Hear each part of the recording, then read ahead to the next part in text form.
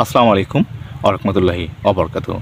মানবজমিন পত্রিকা একটি রিপোর্ট করেছে, আমি সেই রিপোর্টটি আপনাদের মাঝে বিশ্লেষণ করার চেষ্টা করব।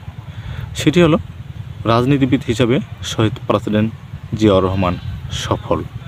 তিনি জাতীয়বাদী রাজনীতি একটি দল তৈরি করে মানুষের মধ্যে যে সাড়া জুগিয়েছিলেন একজন প্রেসিডেন্ট হিসাবে, একজন রাষ্ট্রনায়ক হিসেবে, তার তুলনা করা যায় না। তিনি একজন সফল রাষ্ট্রনায়ক শহীদ প্রেসিডেন্ট জিয়াউর রহমান।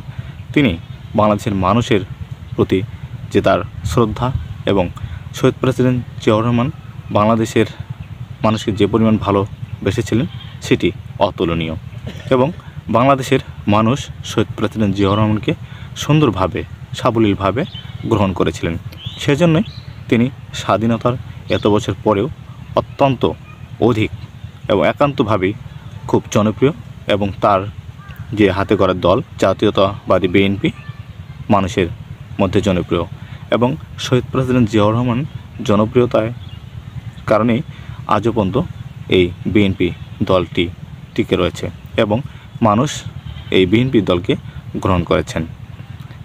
তারেক রহমান সে কথাটি বলার চেষ্টা করেছেন শনিবার রাজধানীর আবু সাইদ কনভেনশন